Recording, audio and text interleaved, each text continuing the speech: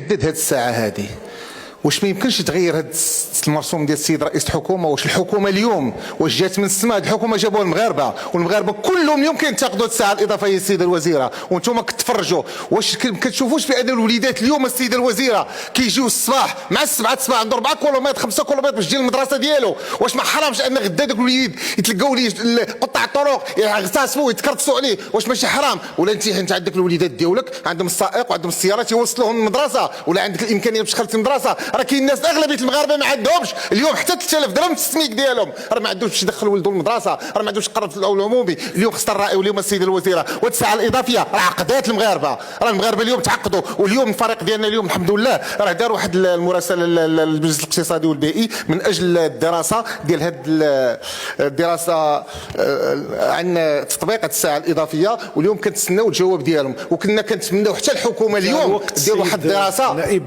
انتهى الوقت. السيد